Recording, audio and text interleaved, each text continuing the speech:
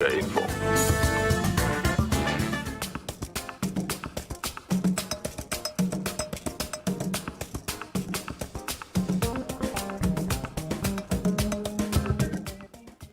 Morning, everybody. Welcome to the Daily Digest, the first of the week. And, of course, we're going to run till Friday.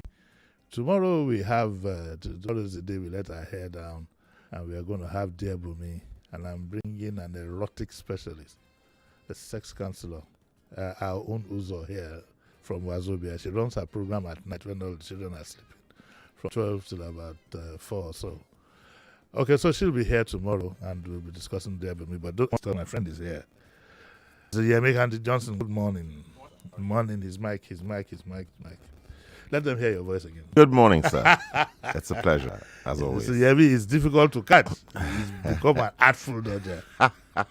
But I know the times, you do get tired of public speaking sometimes, especially when you see that when you're speaking from a position of truth and you see a complete lack of appreciation from the generality. I'm getting to that point too. You just don't feel up to it. But I know how to catch you. Since 7, when you're in the bath, and Madam can say, Yemi, your friend is on the line. No, You're very good at catching me. I'm very good at catching you. So how are you? I'm very well, thank you. The first reason why I wanted you to come in, of course, is to. I always say that talking to you is like a lecture for Ogberis like us who don't know anything about law, to give us an insight into the April Court Wahala that we have now in Kano, and to take us through the perspectives. But most importantly, to show us or to give us an idea of what, now that we are in the situation that we are in now, what do we do next? Your fellow, Silk, we hear from his chambers, believes that we should be headed for the Supreme Court. So, but just give us an idea of what you think is going on and what we should be doing next. Okay, well, the controversy you referred to is the controversy over the Kano election. The Kano gubernatorial Yes. election petition. And it's interesting from many perspectives, I think. For the direct partisans, the result of the judgment is of interest. Personally, I have no interest in whatever way the judgment goes. But as a practitioner of law and as one who takes a direct interest in the intervention of legal resources in social, political, and economic situations, I worry at the quality of the judgment above all. There's some controversy has centered around the question of whether the judges were corrupted in that case. And some will believe that whatever you say. I think that for corruption, that case may not be the smoking gun, because it appears from the judgment that there was a high degree of confusion in its delivery, and that this confusion and contradiction is what we're seeing manifested in the doubt that is being placed upon the judgment. But more important to my view than the possibility of corruption is what is definitely proved by this case. It is a high degree of incompetence and negligence in the administration of justice. Even if you wanted to deliver a corrupt judgment, the skill and experience that is required of a justice of the Court of Appeal, the administrative competence that is required of the registry and of the basic infrastructure or substructure of justice administration in Nigeria has been shown to be lacking. And this is not unusual. The fact is that in many respects, many lawyers on their feet before the Supreme Court of Nigeria have been confronted with the utter incompetence of judicial administration behind the courts. As I said, when you're talking about judges, people tend to speculate about whether they've been corrupted in their task. That is one aspect. But the key aspect for me is and I can't stress this strongly enough, the utter incompetence in judicial administration in Nigeria. In many courts, you can't get documents out, you can't fix dates. Indeed, someone was discussing with me recently an experience I had myself, where a senior advocate was asked to be sure that he went to the registry to confirm that his papers were before the court 3 years before the case arose. And he asked them, do I work for your registry? I have posed a similar question on my feet before to the court. Why do you expect me to be responsible for your performance of your work? It's your job. When I go to court, my juniors prepare a list of the issues, they prepare the documents, they serially identify them, they tab them, they paginate them in an index, and they tell me exactly what I'm going to do in court. Why on earth should I be paying for a high justice administration that can't achieve that minimum level of competence? And that's the situation. So I think that this case, rather than who wins the Kanaguba election, is of no interest to me. I doubt that this case shows corruption in the judgment, because it seems that the consistency to their result is eventually possible to extract.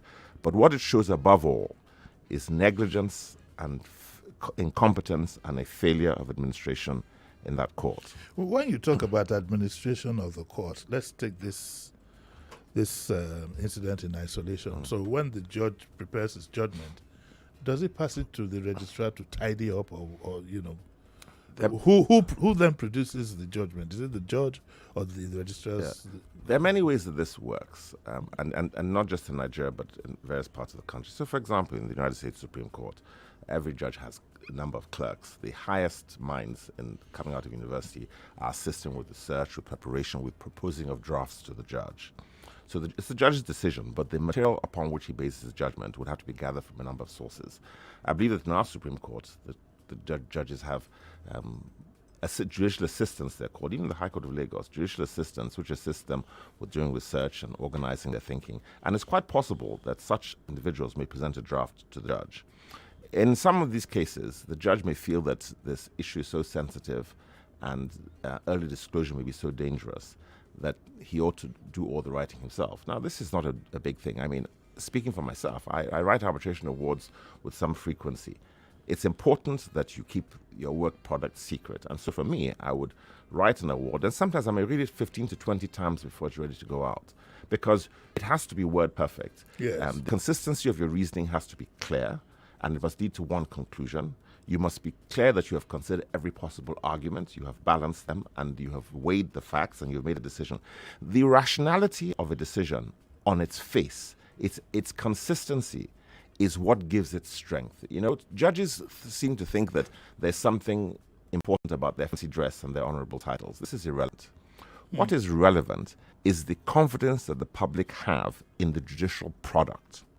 At the end of the day, everybody must be able to say, I've read that judgment, it's a fair conclusion. You know, I listened to an English judge many years ago, I think it was Justice McGarry, who was asked, who is the most important person in the court? And someone said the judge, he said no. Said the QC, no. The registrar, he said no. He said the most important person in the court is the losing party. Because the losing party has to leave the court satisfied that he has been fairly heard and that there is a rational basis for the conclusion reached against him. Perversion of mind is often reflected in perversion of expression. And if a judge is unclear in his mind, or if he's clear and he wishes to corrupt a decision, you will often find inconsistency. You know, I tell people also that when someone is being cross-examined, if a witness appears to be cross-examined by me, I know that if I'm patient to take him carefully through what he said before, what he said in court, and the logicality of his testimony against document exists, that it's very often easy to find lies. So it's not that easy to tell lies. Someone's going to say, okay, have you finished your story? This is why when police are doing investigation in advanced cases, they will come and they will interview you, and one of you, they will go away. And they'll come back the next day, having investigated your story, and said, now, can you go over your story again? Well, I told you the story again yesterday. They're looking for internal inconsistency, and they're looking for points upon which the flow of your testimony will fail. Okay, do you think that there could have been sabotage? You know, what I'm saying so is that maybe the judge was sabotaged. I don't know. I'm just trying to look at the possibilities. Anything is possible. Anything is possible, I yes. spoke with a judge recently who gave a decision which appeared to have been a mistake. And she attributed it to, and I leave that, to the secretary typist in the office. Wow. Indeed, in that case, she said, well, she produced her actual written judgment to the parties, which was very clear, but the printed copy was not clear. But not clear.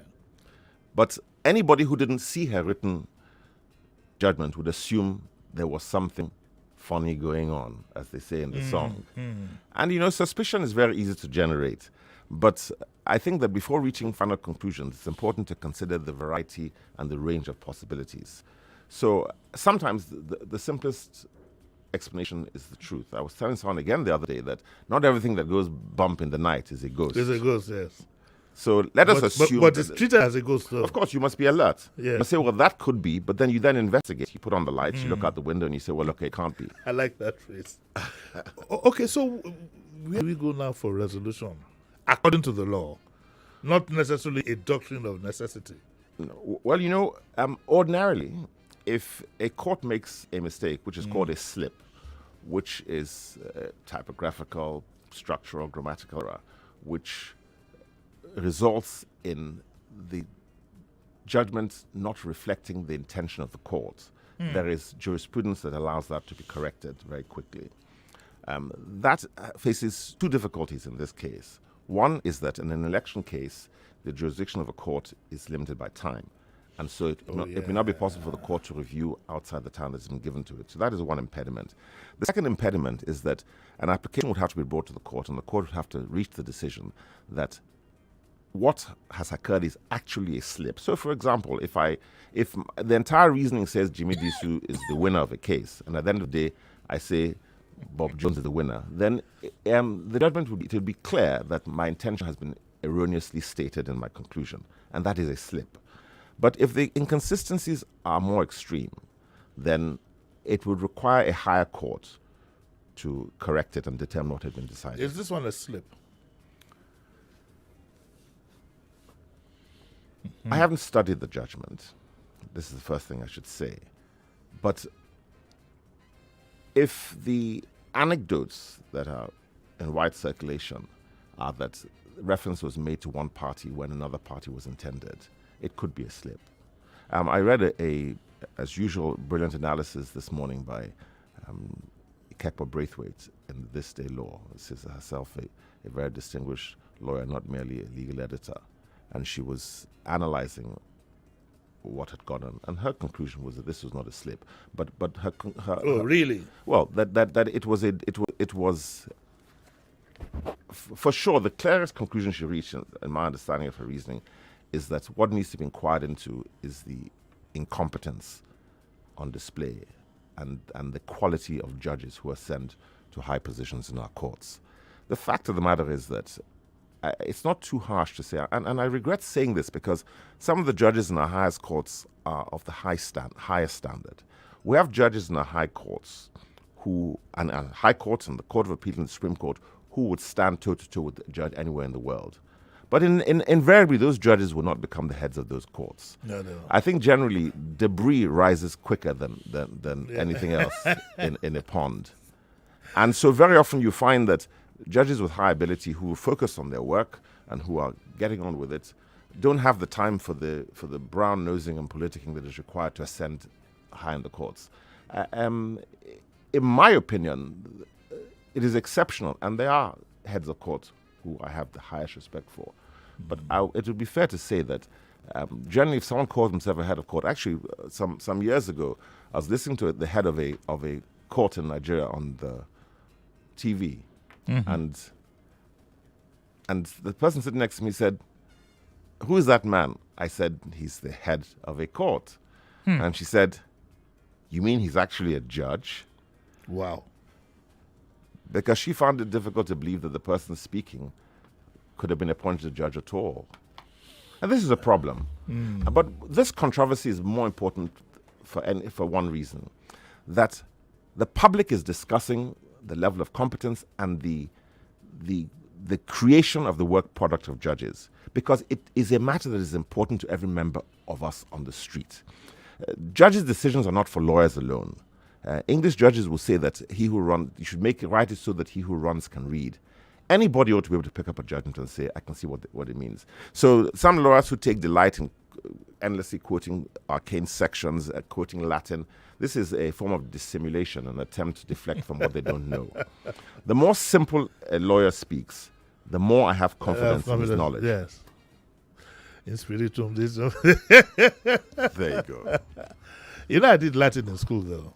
That shows that your mind is well developed. From 1 to 3, I got 0. You know, and we had a teacher, a Latin teacher, who was a man called Papa Okon. So when he puts the 0, so that you don't go and put a 7 in front of it or whatever, he draws ears and whatever. For 3 years, I think the only classmate of mine who got any mark in Latin must have been Dio Banjo. Wow. Who I'm sure can't speak a word of Latin today. I don't know how that came into the curriculum, Latin. Yeah. And there was this argument that, if you speak Latin, you speak very good English. Yes. Me will get 0 that I speak very good English. And people use big words to hide a weakness of knowledge. Another Obahiagmo, whatever that gentleman's name I is. think that's just an entertainer. He's an entertainer, yes. 9:20. Okay, so what we will do now is we'll take 1 or 2 calls, okay? 0700 993 993 993 and 01. The lines are not working? Sorry, you're not sure? Okay, you can try 0700 993 993 993. And I think we'll open up our female lines to you if we can get the other lines 01465 7190. And you know the rules will apply.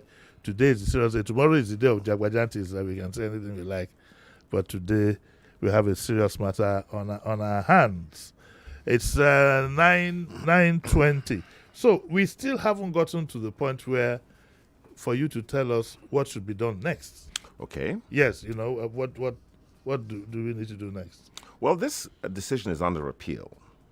The theory of an appeal to a higher court is that it is a rehearing.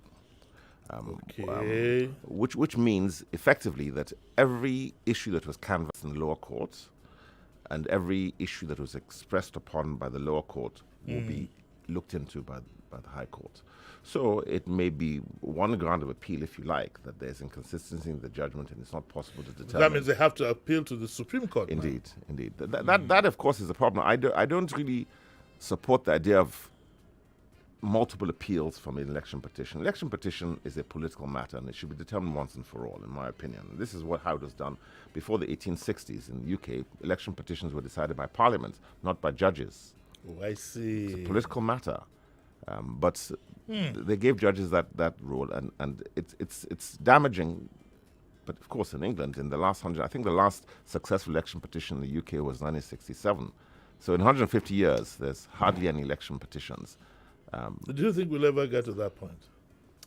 I think we can. I think that the election jurisprudence needs to be codified. Think that we need to exclude things that are irrelevant to the will of the people. Things that are irrelevant to the will of the people. The fundamental purpose of an election is to determine by numbers the will of the people. Yeah. If someone is a thief and he kept it as a secret, if the people vote and their decision is clear and you can determine it on numbers, this should be paramount, because sustaining the idea of democracy is something that we have decided is better for our society. And it's important for people to have confidence that if you get the numbers right, you win an election.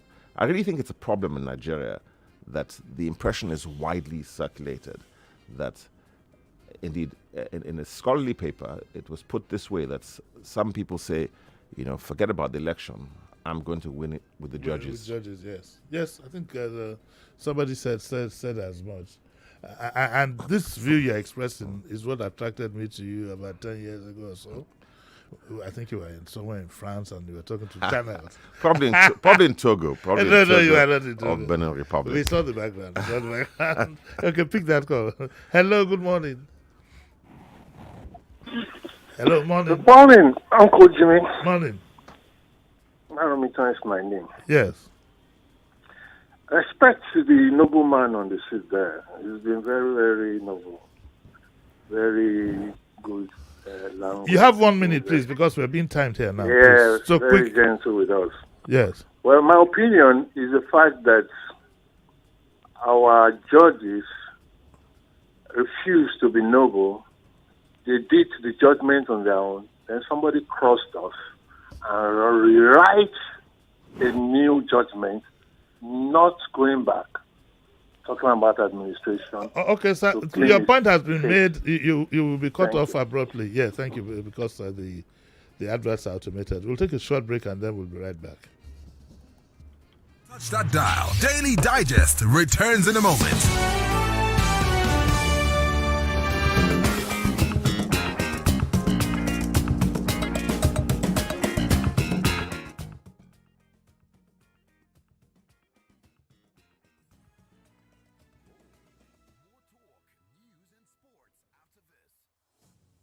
Hello, everyone. I'd like your attention as I introduce the Black Friday sales of the year, the Meadows Double Deluxe deal.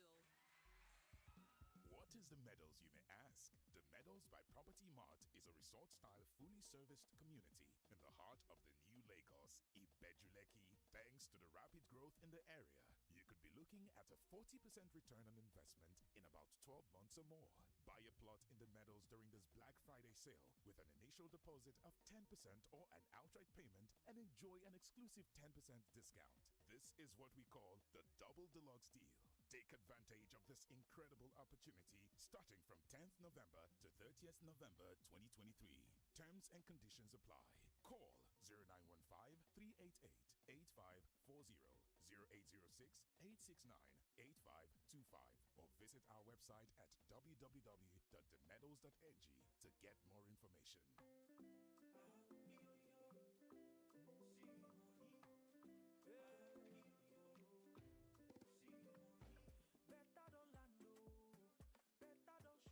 During this festive season, you get to enjoy amazing interest rates on the Secure Stash savings products. Save a minimum of 10,000 naira and get up to 15% interest on your savings, plus an additional 5,000 naira at the end of the savings tenure.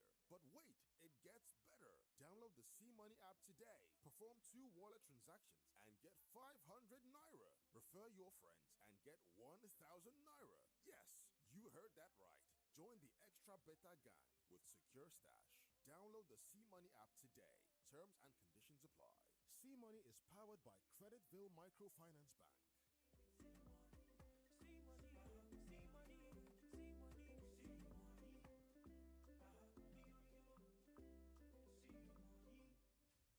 My skin is my identity, my strength. It's unique and deserves care made specially for me. The new Nivea Radiant and Beauty Even Glow Body Lotion, enriched with 95% pure vitamin C and pearl extract for visibly radiant and even skin tone in just 2 weeks. New Nivea Radiant and Beauty, for your shade of beautiful. To cook correct food, they always give me joy. That's why anytime I dey cook like this, I dey always season am with knorr cubes. Come add correct vegetables inside: ugu, tatashe, shombo, onions. No one wey I no dey put. Na im make my pikin dem dey always enjoy my cooking. Daddy, I never welekulu. I want more. You sama all your food with correct vegetables. Come season am with knorr cubes for that ogbonge delicious taste. Today, chop better.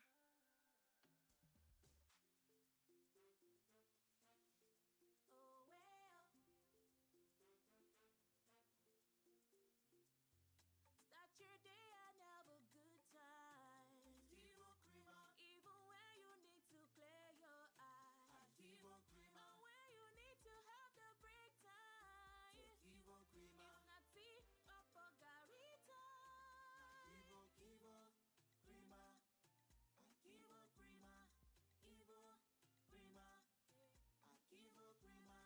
Good time moments with Kivo Creamer. If not tea, papa garita.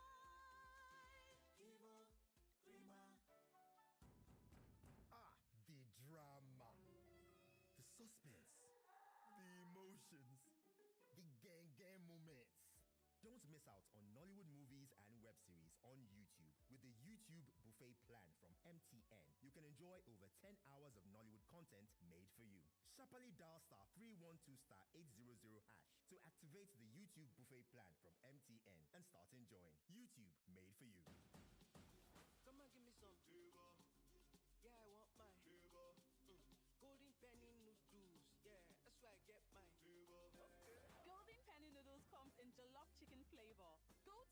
pepper soup flavor, jollof hot flavor, and the newly improved chicken flavor.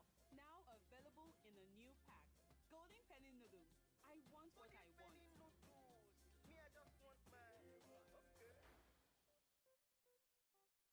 Trader, are you ready for the flight? Yeah. Maximize your gains day or night. The platform. HFM is the is a brand new game. Execution slow. HFM. Watch success grow. Higher leverage. Tightest spreads and swap free. Got your back. This financial fight. Trade forex, commodity, and shares and more. Just come and see. HFM online trading. Withdrawal deposit done in a dash. Our execution too fast. HFM stands apart from the rest. Pico, HFM finito, HFM is ito, HFM na shop platform, online trading, forex trading, any trading, HFM no delay. Join HFM today. Visit www.hfm.com or download the HFM Google Play or App Store. HFM online trading at its finest. Collins, your eyes are always sharp and clear despite the long stay on the computer. What's your secret? My guy, it is Visual Gain National Eye Support. Visual Gain, an antioxidant effective in the management and prevention of glaucoma and cataract. A balanced formula for healthy eyes and good vision. A perfect blend of tin, bilberry fruit extract, zeaxanthin, vitamin A, and zinc. It protects the eyes from harmful UV rays, prevents and treats dry, red, and irritable eyes. It also maintains image clarity, visual acuity, and reduces eye fatigue. Marketed and distributed by Almond Ethicals Limited, a registered trademark of Gain World. Available in pharmacies near you. Use Visual Gain today to maintain a healthy eye. This is an infomercial.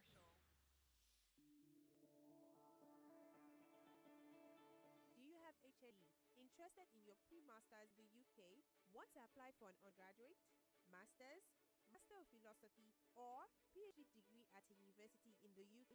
Now is the perfect time to apply. AHZ, a top UK university representative, is here to support you with 100% free entry services, tuition discounts. HND holders can secure up to £9,000 scholarship, all with zero agency fees. Contact us via 0803 696 9422, 0803 696 9422, 003 696 9422, or send an email to bdm.nigeria@ahzassociates.co.uk. That's it, bdm.nigeria@ahzassociates.co.uk. Welcome back. This is Daily Digest with Jimi Disu.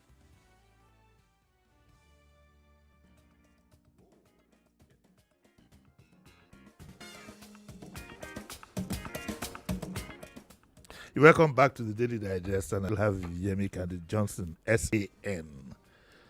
Here. Is it Mr. Chief or Honorable to be sure that all the titles or are Mr. Ordinary Mr. Maybe you should get a honorary doctorate. I think it costs like $5,000. So if I might buy one from some unknown university in America. That's quite popular in Nigeria. That's quite popular in Nigeria, yes. And then if Carnival follows. It's gotten to us here. By the way, congrats to Tompolo.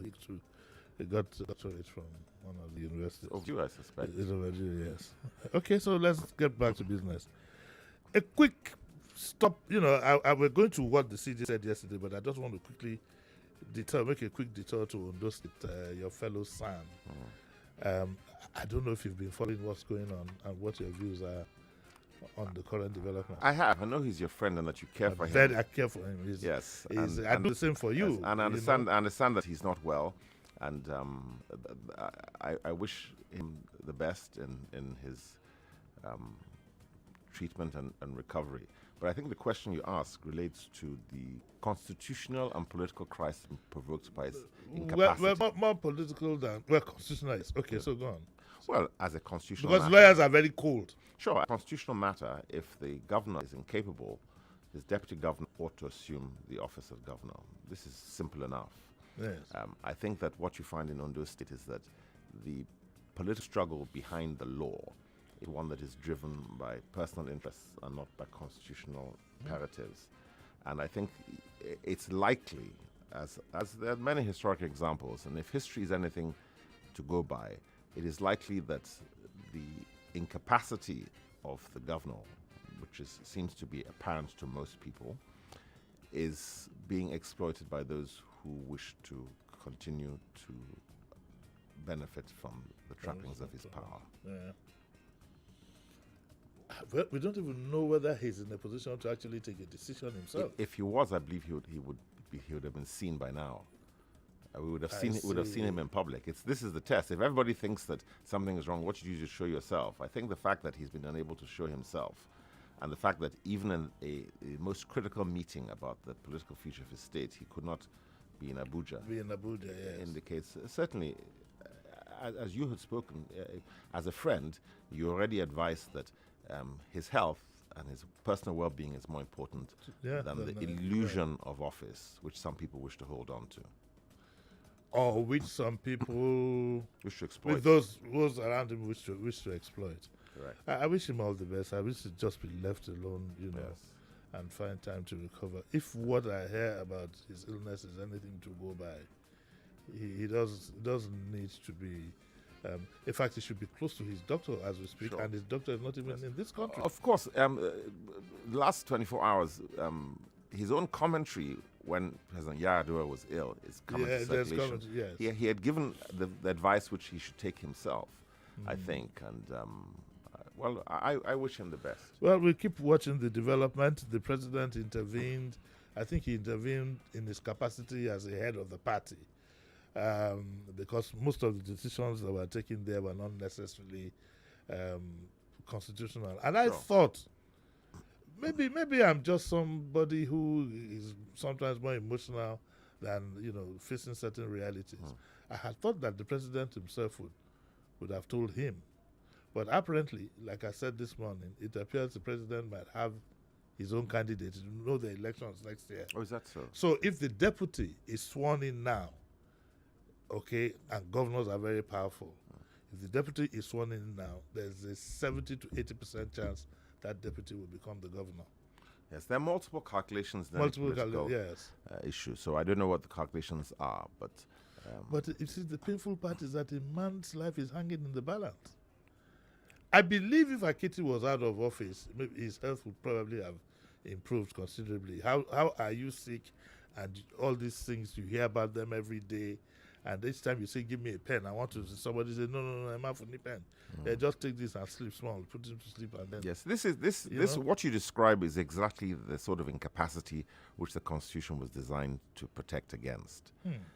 But it's clear that it's people who operate any constitution, it's people who operate the law, and there are many ways to subvert its intention.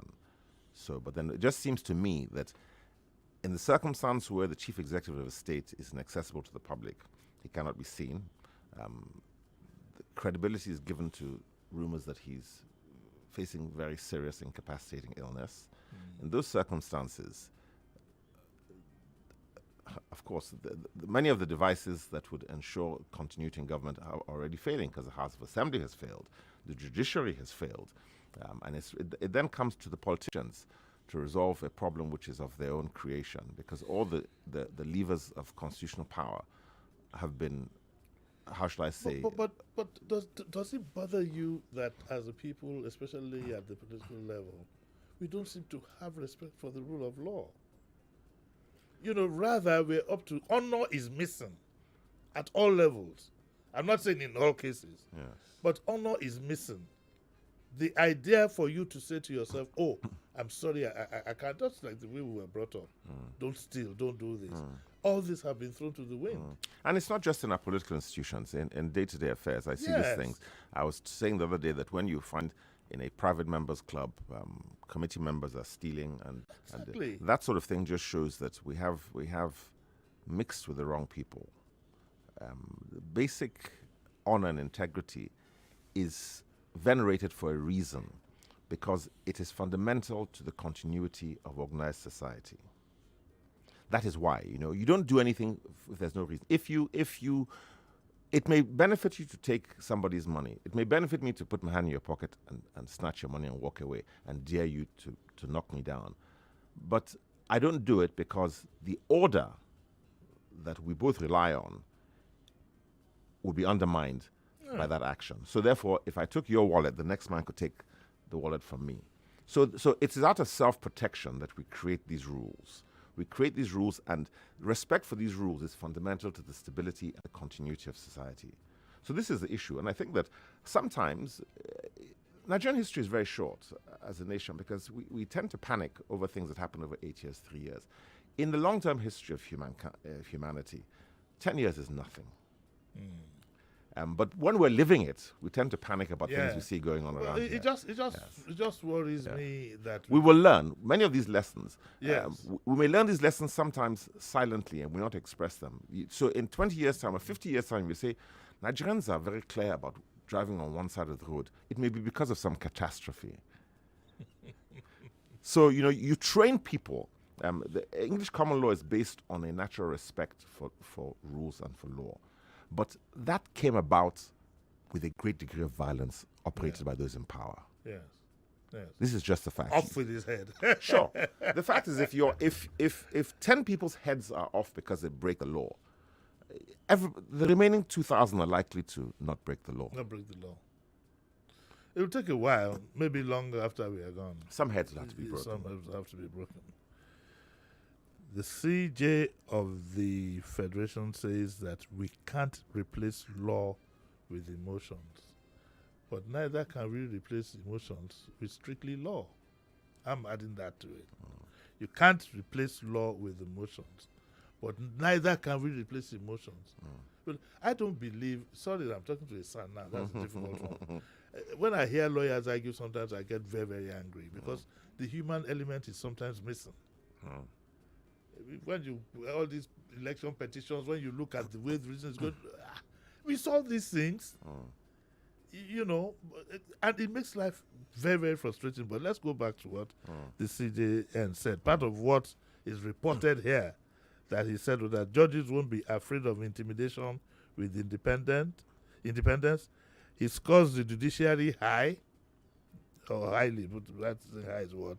He adds that rule of law in Nigeria questionable since 1999. The CJ said that. Discloses NJC is ready to receive petitions against election tribunal judges. What does that statement say? Weren't they ready before? And then he swears in 58 new sons. So that row in the court is getting fuller and fuller by the day. And it taps them on professionalism and integrity. And I wonder what example has been laid for them at that upper limit. So I'd like you to say these things. And then, politics now comes in. CJ's confession of external influence is troubling. And societies fail when public confidence in judiciary fails. So but in a short 2, 3, 4, 5 minutes, can you make any reference to what the CJ said? The Chief Justice's speech yesterday reminds me of Emperor Nero, who they said was twiddling while Rome burnt. It's full of self-congratulatory platitudes. It's full of misdirection. It's full of, frankly, delusional appreciation of the position of the judiciary in the public perception today. I think that the credibility of judges and the judicial system is fundamental to their effectiveness. Judging is fundamental to the safety of our society because it's a device for regulating disputes, for regulating human behavior. It can only do so not by force, but by the authority and the compulsion that is in its reasoning and the confidence in those who administer justice. If confidence in those who administer justice evaporates, the justice device becomes entirely unfit for purpose. This is a fundamental danger which the Chief Justice apparently has not appreciated. In the last week, we have this Kano controversy. We have several cases where dubious decisions have been given, where sometimes the democratic will has been thwarted. We had the bizarre spectacle of the Chief Judge of the Federal Court Territory verbally genuflecting before the Minister of the Federal Capital Territory. Many people who have asked me about that have been sickened by that display, and this includes sitting judges. I talked to some of my friends who are judges, say they won't go in public with a policeman because they don't want people to know that they're judges. It's getting that bad. Another one of my friends who's a judge said he only thanks God that his friends know who he is. Because many of our judges are men of high honor, high ability, and who wish to preserve the sanctity of the office and its function in society. But the role model for this ambition are the heads of courts, most above all, the Chief Justice of Nigeria. I think that the Chief Justice's speech was disappointing, and it does nothing to restore credibility to the judicial product. So I'm afraid, if I was a judge, I would be afraid that they're congratulating themselves when everyone can see there's fire around. What would you have wanted to hear from him, given the current crisis we're in? I'd have wanted him to say that the reputation of the judiciary, by all public accounts, has fallen below that which is expected.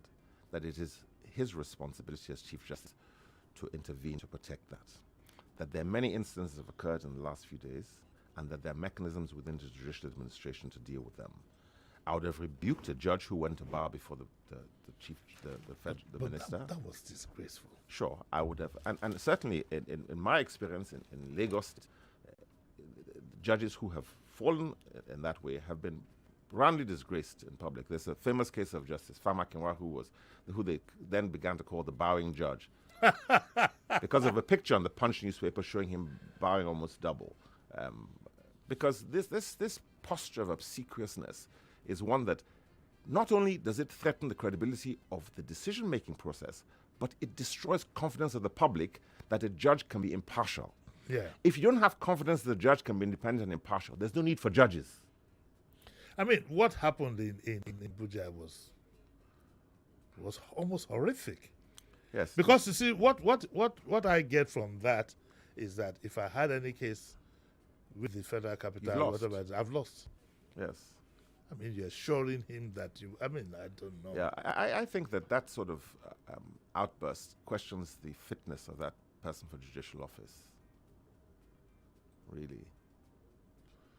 Well, but the FCT minister himself is a senior lawyer.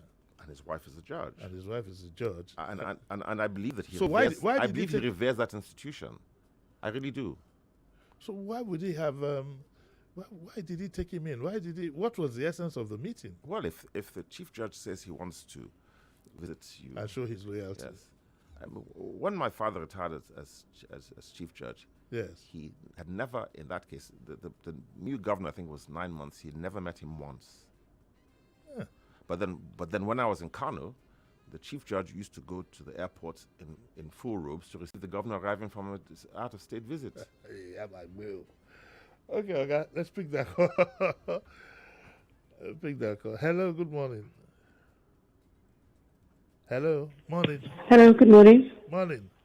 Okay, my name is Joy. Yes, Joy. Good morning to the noble man in the studio. Yeah. For me, judiciary has actually lost it here. I don't have confidence in their judgment anymore. With these recent rulings that we've gotten, I truly do not have any confidence in them anymore. Redeeming their face. I think the way to which the judges are being appointed and those at the bench is actually very questionable. Yeah. If that is not checked, I don't think we can get anywhere. Like what the man said, the judge said, the most important person in the court is the person who lost the court, who lost the suit. And if they see the person who lost the suit is saying, yes, with all I have seen, I think it is fair and square. But what we're saying, I don't think we can be redeemed if nothing is changed. Thank you. Okay. Yeah, also here you have in the papers, the Cardoso, the CBN governor, says judicial decisions can affect FDI, foreign direct investment. Of course. People want to see that you're well organized and there's an allowance for justice, dispensation of justice. You know, disputes are inevitable, especially in commercial transactions. Yes. And every seat of commerce is tested on a number of grounds. One of those is the effectiveness of dispute resolution. if we have a disagreement in a construction contract, how quickly can I get a resolution that yeah. allows us to go ahead with the business? And you lose some, you win some.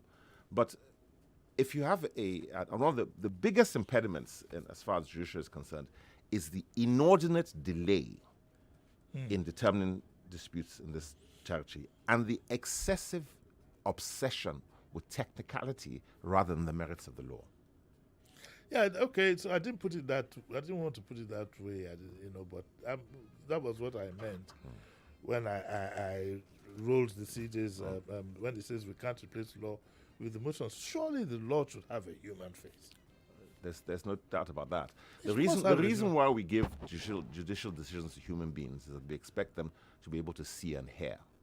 The fact of the matter is that it would be exceptional to find a law so inflexible that it cannot be used to achieve justice. And in our countries, if injustice is produced, the legislature would intervene or the higher courts would find a way to mitigate.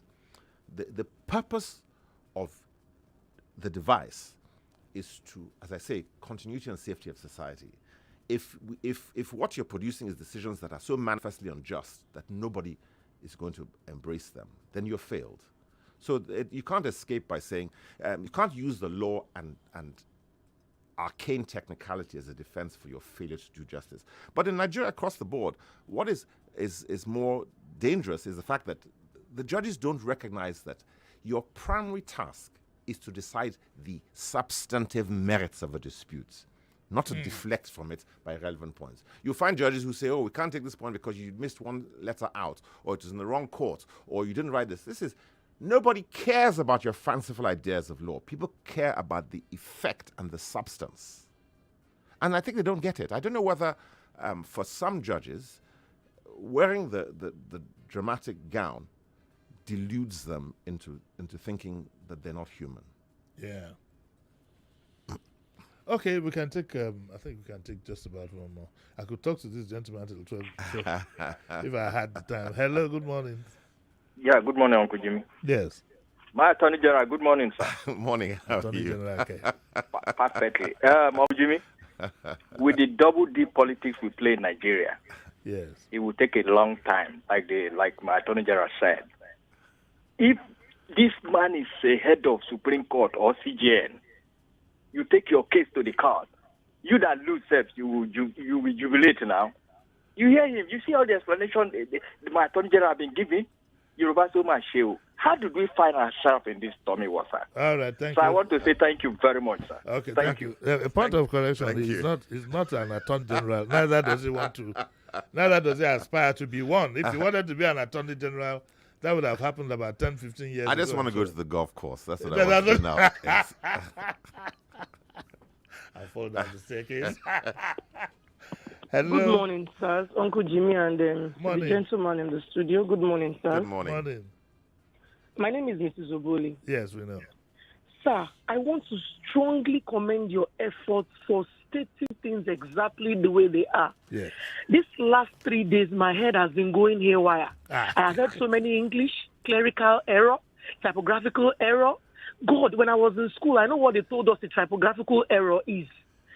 How can you say a 2 or 3 page paper that has been certified is a typographical error? What do I tell my kids even when they hear these things? God will bless you, sir. Amen. I just want to ask a question, please. For all these people that are defending this injustice, all in the name of justice, how do you respond to them? Thanks and God bless. Well, it took 2 minutes, but we'll give you a minute because we got to go. Oh, how to respond? We continue to take an interest. We continue to criticize, Yes. investigate, analyze, Yes. and bring common sense to the justice system. Okay, we got to go, Yemi. Thank you very much. I could talk to him till 12 noon. This is a wonderful country where the latest we've heard. They come and see. I read this song when we were young. Come and see America. I wonder what it was then. But this country is full of all kinds of things. You board the flights, you want to go to Abuja, and the pilot says, "Welcome to Nnamdi Azikiwe Airport in Abuja." It's a kind of magic. On your way down, I see you in Asaba. Now I'm going to get somebody to come and talk about that aspect. Okay, so we're back again tomorrow. Famous Uzo will be on the seat, to do the Abumi with me. And so something to look forward to. Thank you very much, Yemi Kanti Johnson, SAN. What was that SAN? Open an account. Deposit 5K just 30 days. Transactify. 99.3 Nigeria Info. We are more than just radio. Subscribe to our YouTube channel at Nigeria Info FM. Check us out on Facebook at Nigeria Info 99.3. Follow us on Twitter at Nigeria Info FM and on Instagram at Nigeria Info FM Lagos.